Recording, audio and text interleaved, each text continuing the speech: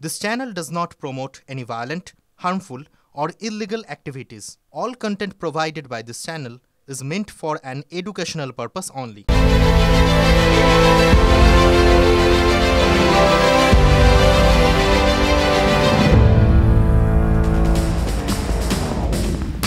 নমস্কার, ঠিক রাত ৮টা বাজে আর আপনার সামনে রয়েছে ঠোঁট কাটা আপনার কথা বলতে। আর আজ কথা বলারই তো দিন। আজ গোটা বাংলা দেখলো হাঁ করে সাফাই অভিযান, 1 ঘন্টার সাফাই অভিযান, ঝাড়ু হাতে সাফাই। কেন কাজ করে না আমি জিজ্ঞেস করছি। রাস্তা ঝাড় দেয় না, এবার কি আমাকে রাস্তা ঝাড় দিতে বেরোতে হবে? কেন কাজ করে না আমি জিজ্ঞেস করছি। রাস্তা ঝাড় দেয় না, এবার কি আমাকে রাস্তা ঝাড় দিতে বেরোতে হবে? কার সাফাই অভিযান বুঝে গেছেন? মুখ্যমন্ত্রী মমতা ব্যানার্জির সাফাই অভিযান। আপনি বলতে পারেন ক্লাস নিয়েছেন আজ মমতা ব্যানার্জি।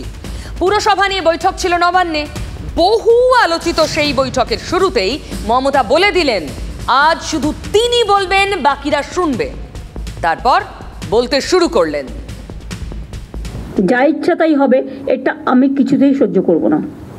আজকে আমার বলার দিন, আপনাদের বলার দিন নয়, আপনাদের শোনার দিন। এই রণংদেহী মুডটা একদম শুরুতেই সেট করে দেন, আর সেখানেই বললেন ভুল, তুলো ধুনে দিলেন। কার? একে একে আসি।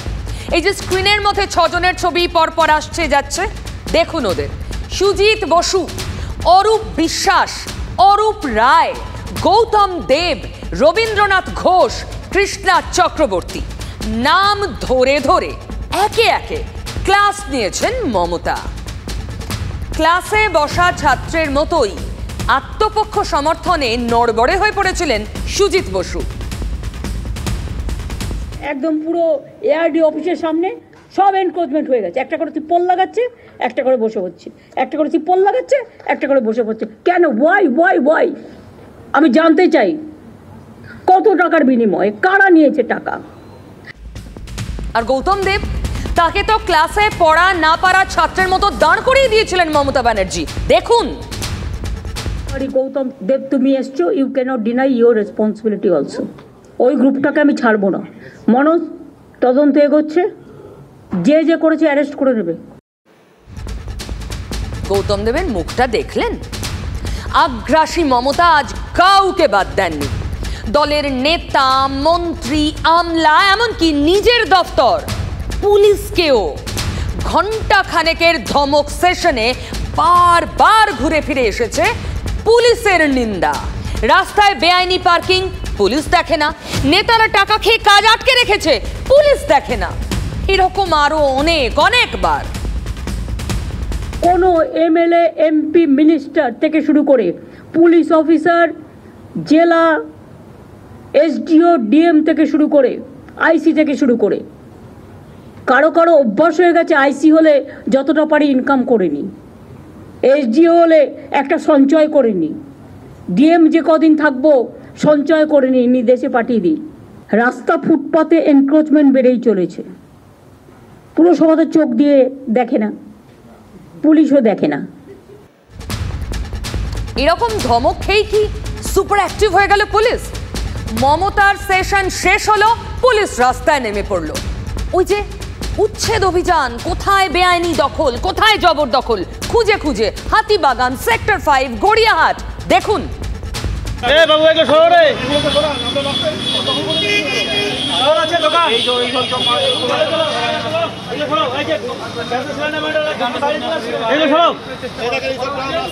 রাস্তার মধ্যে কি আছে এগুলো? রাস্তার মধ্যে এইসব ভিতরে রাখবেন, দোকানের ভিতরে। এইগুলো সরাও।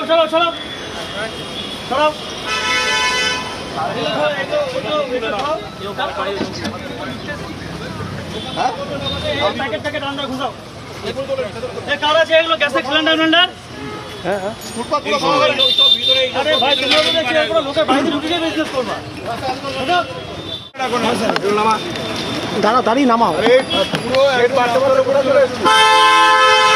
ছিল ওই বন্ধ করবে। এটা আমি এখনই দিচ্ছি।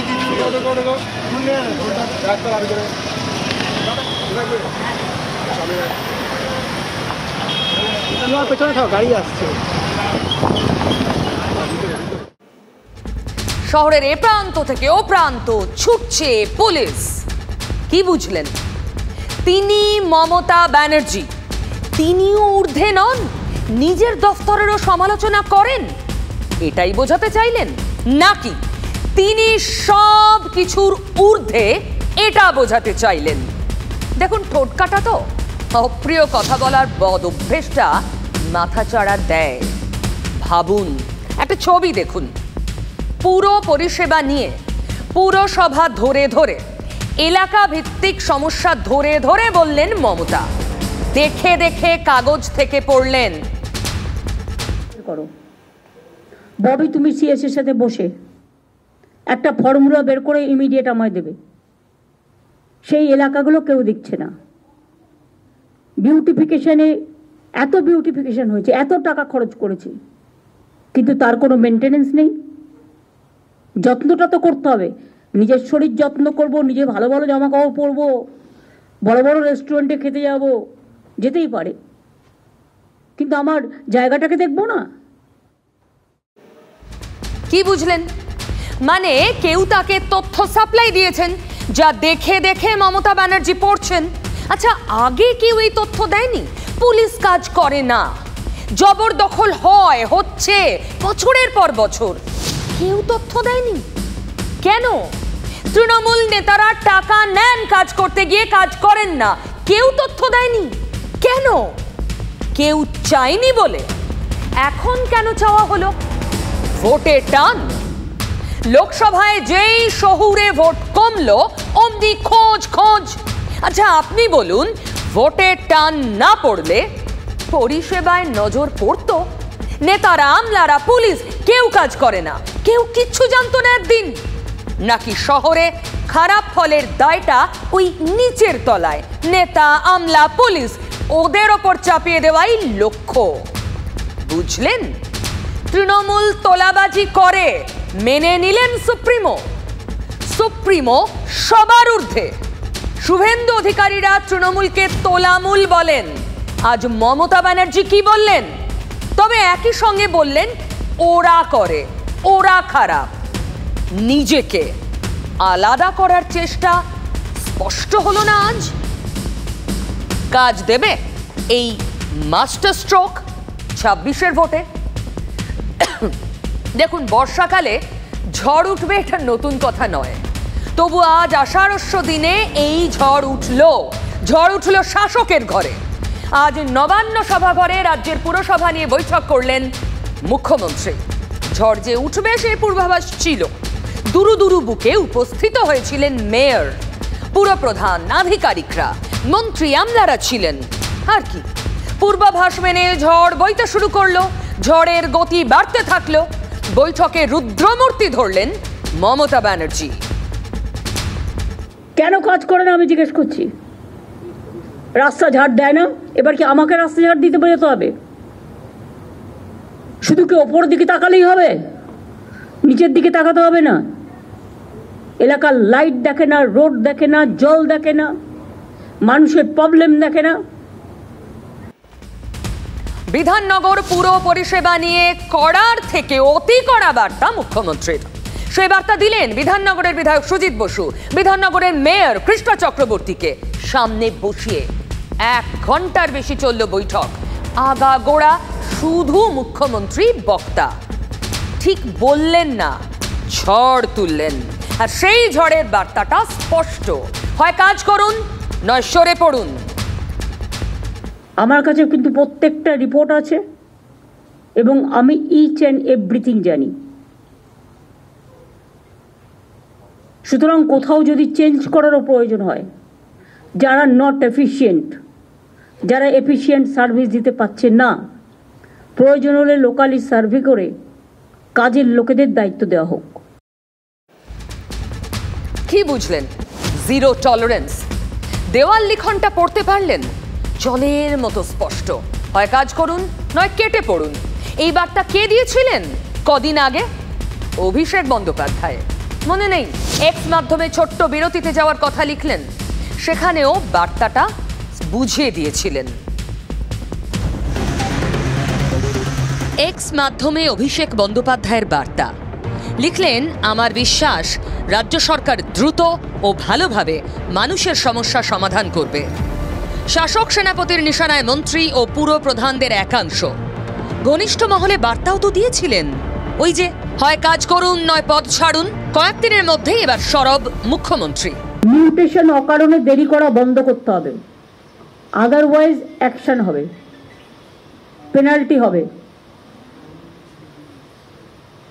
যে করছে না তার বিরুদ্ধে সে যেই হোক অ্যাকশন, পেনাল্টি। কিন্তু আচমকা এমন বার্তা কেন? লোকসভায় এত বড় জয়ের পরও শহরের ভোটে বিপর্যয় কি ভাবাচ্ছে বঙ্গের শাসককে?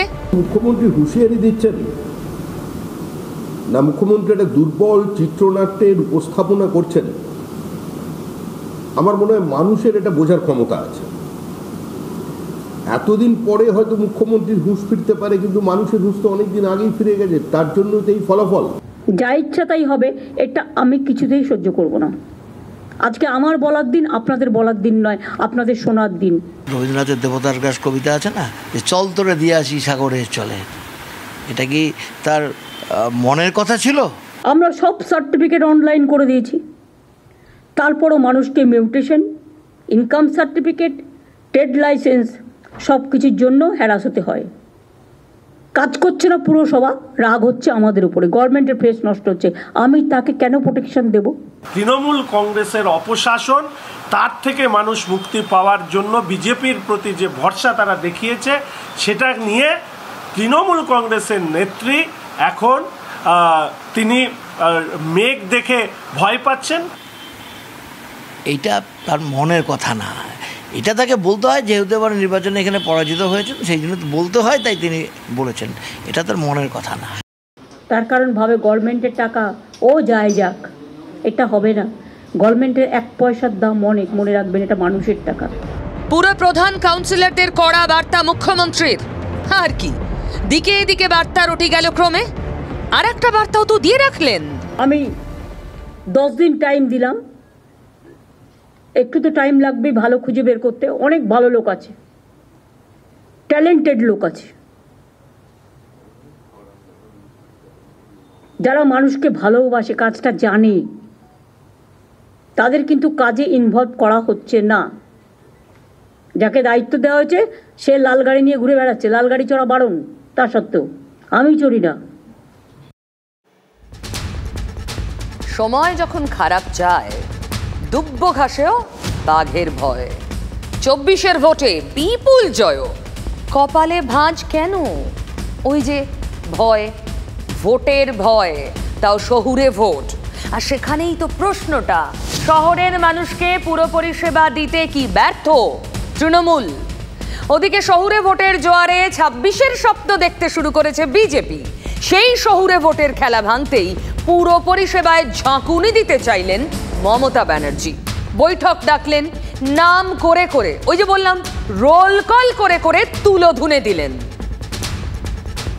কেউ টাকা খেয়ে, কেউ টাকা খাইয়ে, এবং একটা মাল্টিপল ইন্টারেস্টেড গ্রুপ, তারা এগুলো করছে টাকার বিনিময়ে। কিন্তু তারা ভুলে গেছে রাজ্যের আইডেন্টিটিটা এটাতে নষ্ট হচ্ছে। Identity crisis. একবার ছোট্ট হিসেবটা দেখে নিন, মানে ঝালিয়ে নিন। আগেও দেখিয়েছি, রাজ্যে 121টা পুরসভা, তার মধ্যে বিজেপির লিড কতগুলোয়? 69টা এগিয়ে রয়েছে বিজেপি, আর কংগ্রেস এগিয়ে রয়েছে 2টোয়। তাহলে শহরের মন ঘুরছে। বারাসত লোকসভার বিধাননগরেও প্রায় 11,000-এ পিছিয়ে শাসক দল। সেখানকার বিধায়ক দমকল মন্ত্রী সুজিত বসু। সল্লেকে ইচ্ছা মতো সুজিত বোস লোক বসাচ্ছে কম্পিটিশন করে। কেন কেন বাইরের লোক বসবে? এআরডি অফিসের অপোজিটে, যদি আপনাদের আমি ছবি দেখাই ভাববেন না যে আমি উইদাউট কাগজপত্রে আপনাদের কাছে চলে এসেছি। ছবি দেখালে নিজেরাই লজ্জা পাবেন। এর জন্য কত দিতে হয়েছে? একদম পুরো এআরডি অফিসের সামনে সব এনক্রোচমেন্ট হয়ে গেছে, একটা করে তিপ্পল লাগাচ্ছে, একটা করে বসে পড়ছে, একটা করে তিপ্পল লাগাচ্ছে, একটা করে বসে পড়ছে। কেন? ওয়াই? আমি জানতে চাই কত টাকার বিনিময়ে, কারা নিয়েছে টাকা? অশনি সংকেত খাস কলকাতাতেও ভোটের আমরা ওরা। দেখুন, কলকাতার 144টা ওয়ার্ড, সেখানে বিজেপি লিড পেয়েছে 47টা ওয়ার্ডে, আর দুটো ওয়ার্ডে এগিয়ে রয়েছে বাম কংগ্রেস জোট। মনে আছে শাসকের মাথা ব্যথা সেখানেই, 95 ওয়ার্ডে তৃণমূলে গিয়ে, অথচ 2021 সালে কলকাতার 132টা ওয়ার্ডই জিতে নিয়েছিল বঙ্গের শাসক দল। তাহলে কেন এমন ফল? মুখ্যমন্ত্রীর মুখে বাঙালি আইডেন্টিটি। ভোটের পরদিনই তো ব্যাখ্যাটা দিয়েছিলেন কলকাতার মেয়র। ল্যান্ডের ভ্যালু বেড়ে গেছে, এখানকার মানুষ কিনতে পারছে না, তা এই বাড়ির মালিকেরা সব চলে গেছে বেহালা, কেউ এদিকে চলে গেছে। এখানে যারা আসছেন তারা ইউপিতে, রাজস্থানে তাদের আত্মীয় স্বজনরা বিজেপির বিরুদ্ধে ভোট দিচ্ছে, কিন্তু এখানে তাদের মাথায় কিছুতেই আমরা ঠিক করতে পারছি। পুলিশকে বলবো একটা তদন্ত করার জন্য,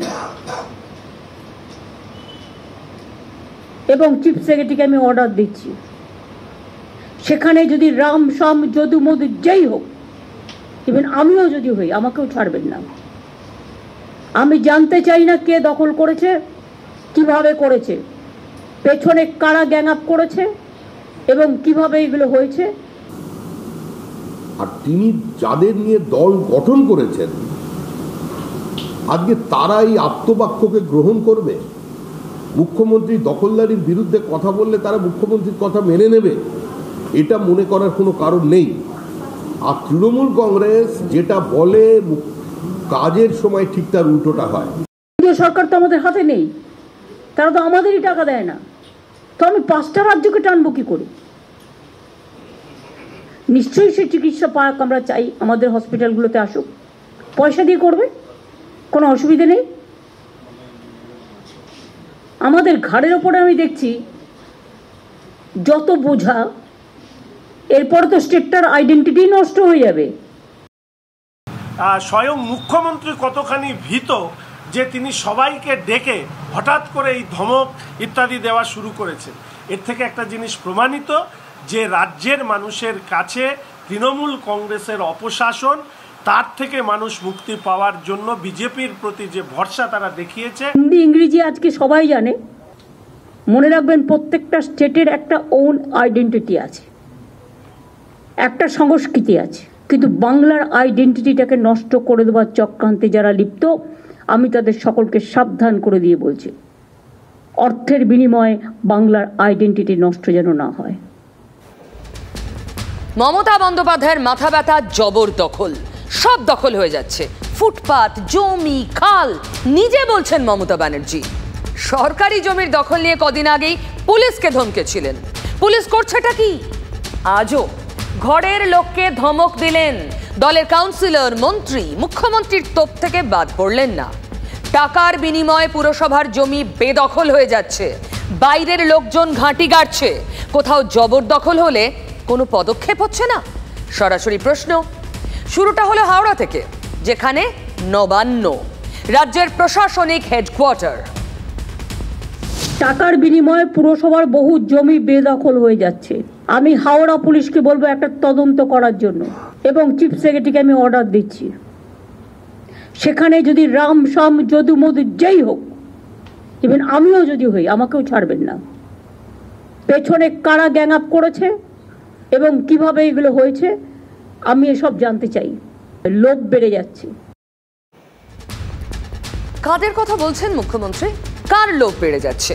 কারা টাকা নিচ্ছেন? বিরোধীরা শাসক দলের দিকেই তো আঙুল তোলে এই এক অভিযোগে। অভিযোগ, নিজের জমিতে ইট গাঁথতেও লোকাল কাউন্সিলরদের টাকা দিতে হয়। সেখানে সরকারি জমি দখল করলে সেই টাকাও তো কারোর না কারোর পকেটে ঢুকছে। মমতা ব্যানার্জি তাহলে মানছেন অর্থই অনর্থ। তৃণমূলের নেতারাই টাকা তোলে, তোলাবাজি করে। লোকসভায় ধাক্কা খেয়ে কি মুখ্যমন্ত্রীর বোধোদয় হলো? বাইরের লোকেরা এসে এখানে সব জমি জায়গা দখল করে নিচ্ছে, কারণ টাকার বিনিময়। বড় বড় মাল্টি স্টোর কমপ্লেক্স হয়ে যাচ্ছে, সরকার থেকে পারমিশন নেওয়ার প্রয়োজন মনে করছে না। আর তাতে কেন আমরা ট্রান্সপারেন্সি মেনটেন করব না? অনলাইনে করে দেওয়া সত্ত্বেও হচ্ছে না। উত্তরবঙ্গ কিছুতেই জমি দখল করে উঠতে পারছে না তৃণমূল। শিলিগুড়ির মেয়র গৌতম দেবকে দাঁড় করিয়ে তুলোধনা করলেন, ডাবগ্রাম ফুলবাড়ির কথা বললেন, বললেন মাফিয়া গ্যাংয়ের কথা। শুনুন। ডাবগ্রাম ফুলবাড়ি তার মানে উদাহরণ, এবং আই এম সরি, ওখানে একটা ল্যান্ড মাফিয়া গ্রুপ তৈরি হয়েছে। তারা গভর্নমেন্টের সব জমি কাওয়াখালী থেকে শুরু করে বিক্রি করে দিচ্ছে। এটা নিয়ে আমি অলরেডি তদন্তের নির্দেশ দিয়েছি।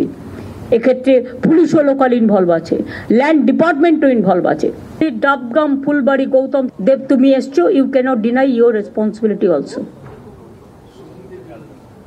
রবীন্দ্রনাথের দেবতার গ্রাস কবিতা আছে না, যে চল তোরে দিয়ে আসি সাগরের চলে, এটা কি তার মনের কথা ছিল? এইটা তার মনের কথা না, এটা তাকে বলতে হয় যেহেতু এবার নির্বাচনে এখানে পরাজিত হয়েছেন, সেই জন্য বলতে হয়, তাই তিনি বলেছেন। এটা তার মনের কথা না। ওই গ্রুপটাকে আমি ছাড়বো না। মনোজ তদন্ত এগোচ্ছে, যে যে করেছে অ্যারেস্ট করে নেবে। আমি কোনো কাউকে ক্ষমা করব না। আর সব জমিও রেস্টোর করবে। এ নয় যে পাকা বাড়ি করে দিল বলে তাকে ছেড়ে দিতে হবে। নো, একটা কাককে মেরে না ঝুলিয়ে রাখতে হয়, যাতে অন্য কাক বুঝতে পারে একটা কাক মারা গেছে। কখনো কখনো তোমাকে টাফ হতে হবে। রামকৃষ্ণ মিশনের যে জমি, এই জমিটা যে বেদখল করতে গেছিল, যখন কেন গেল, তার আগের দিন হচ্ছে মুখ্যমন্ত্রী রামকৃষ্ণ মিশন সম্পর্কে কিছু মন্তব্য করেছিলেন। তখন এই জমির দালালরা ভাবলেন এইটাই হচ্ছে প্রথম, এইটাই হচ্ছে সুযোগ, যে মুখ্যমন্ত্রী নিজেও তিনি তার স্টেটমেন্ট করে এই রামকৃষ্ণ মিশনের বিরুদ্ধে কিছু কথা বলছেন, এটাই হচ্ছে আইডিয়াল টাইম, এখানে হচ্ছে জমিটা দখল, এই সময়তেই জমিটা দখল করতে হবে। তারা মনে করলেন যে মুখ্যমন্ত্রী আমাদের সাথে আছে। দেখুন, জমি দখল হয়ে যাচ্ছে, মমতা বন্দ্যোপাধ্যায় তা নিয়ে রীতিমতো উদ্বেগের মধ্যে রয়েছেন। না হলে পুরনো সচিব ভূমি দফতরের মনোজ পান্ত নাম করে বললেন ওকে বলে কোনো কাজ হয়নি। মানে মমতা ব্যানার্জি বোঝাতে চাইলেন তিনি চেয়েছিলেন জবরদখল বন্ধ হোক, কিন্তু হয়নি। তাই দফতরের নতুন সচিব নিয়োগ করা হলো, বিবেক কুমার। ডিপার্টমেন্টও ইনভলভ আছে। বিবেক, তোমাকে দায়িত্ব দেওয়া হচ্ছে ল্যান্ডের।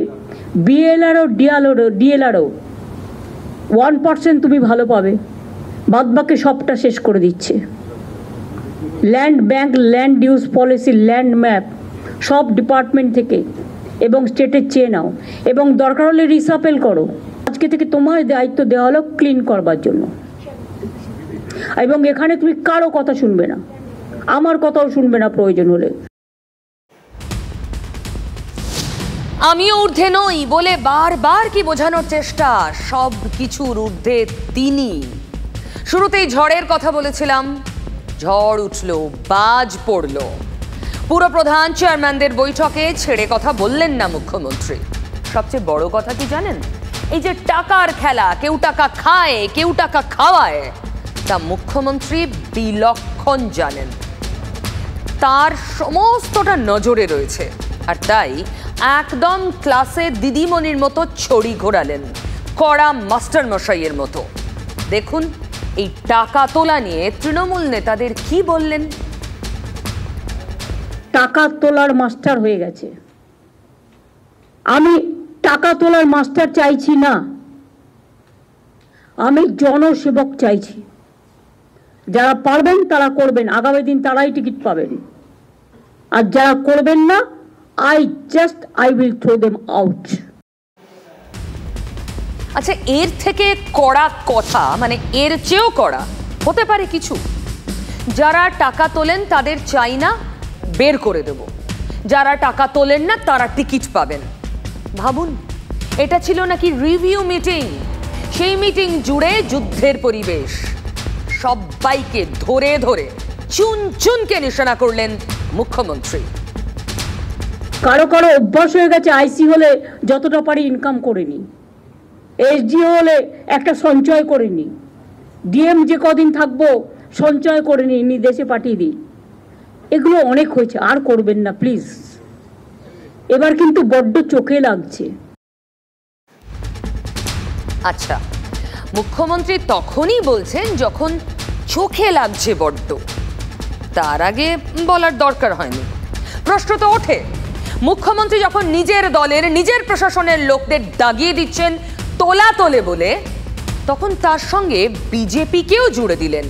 টাকার হাত বদল হচ্ছে এখানেও। তোমরা তো পুরো ভাগ দিচ্ছ তাদের, এ তো আরো মারাত্মক। অফিসাররা আবার ভাগ দিয়ে দিচ্ছে তার থেকে বিজেপিকে। তারা একটা মোটা টাকা তুলছে বাংলা থেকে, এবং এইসব করে এটা ভাববেন না যেটা আমার নজরে নেই, অফকোর্স আছে। আমরা তো শুনেছি মমতা ব্যানার্জি একাধিকবার প্রকাশ্য সভায় বলেছেন বেশি লোভ করবেন না। এবার বেশি হয়ে গেছে লোভটা, মানে মমতা ব্যানার্জি মনে করছেন লোভে পাপ, পাপে মৃত্যু। ভাগাভাগি ছাড়া আর কিছু বোঝে না। লোভটাকে বন্ধ করে দিন। যারা লোভ করবে তাদের মুখে একদম পুরো ললিপপ দিয়ে অথবা লুকোপ্লাস্টার দিয়ে বন্ধ করে দিন। কত লাগবে জীবনে বাঁচতে গেলে? কত চাই? আজ মমতা ব্যানার্জি যা করলেন তাতে হাটে হাঁড়িটা ভেঙে দিলেন নিজেই। আমাদেরও কিছু কিছু লোক আছে, তারাও যাতে ইডি সিবিআই না ধরে, বিজেপি তো ভয় দেখায় কতগুলো আছে, তারা সবচেয়ে বেশি টাকা তোলে।